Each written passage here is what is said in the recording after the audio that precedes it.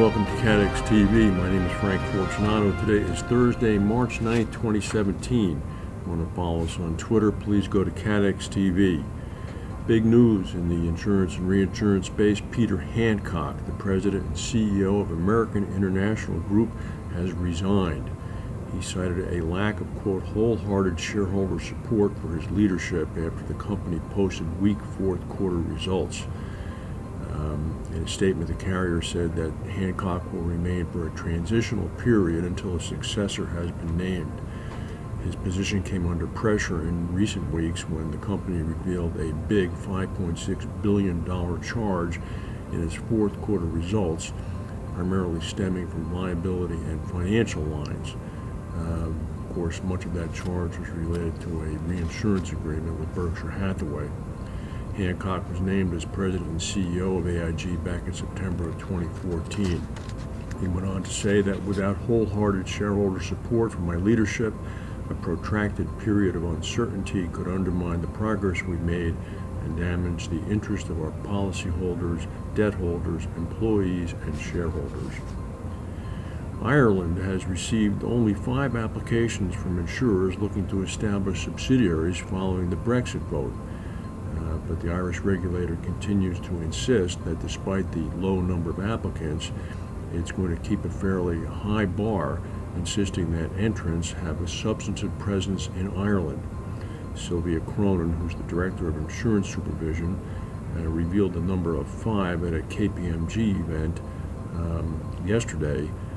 She said that her department has received 5 license applications, with another 5 companies signaling an intention to apply for a license.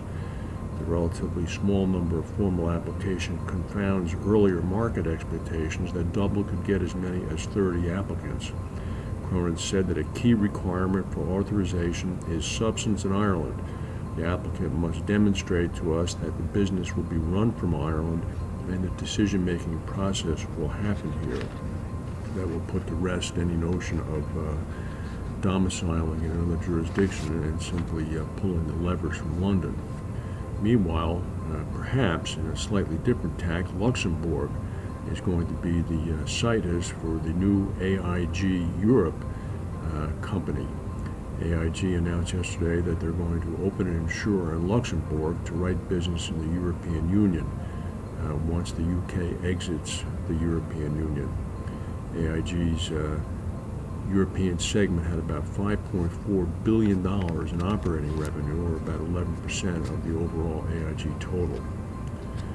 The British insurer Aviva has reported a pre-tax $578 million impact from the UK government's decision by the Lord Chancellor to reduce the so-called Ogden discount rate to negative 0.75%.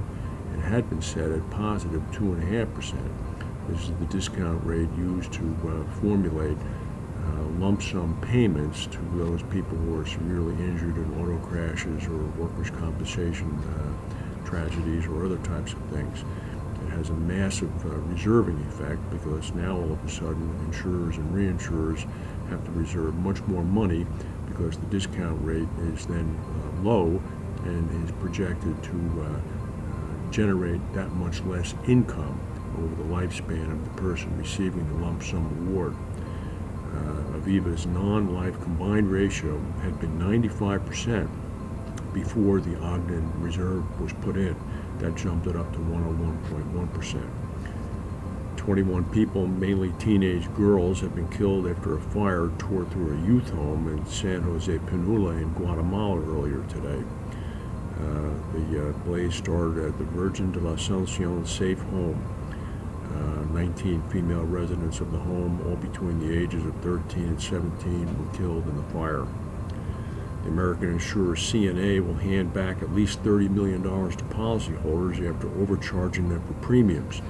And the Chicago-based carrier has warned that that figure is likely going to grow. The refunds relate to the CNA Connect product, which covers small businesses. The company warned that the refunds will increase and that fines or penalties from regulators are reasonably possible. The overcharges identified so far related to policies written from the beginning of December 2015 until the end of last year. but it warned that the expected total refund will increase further because of premiums written in 2017 prior to our discovery to correct the rating overcharge. That's the news for today. If we have any breaking news, we'll come back and tell you. Thank you for watching, and we'll see you tomorrow.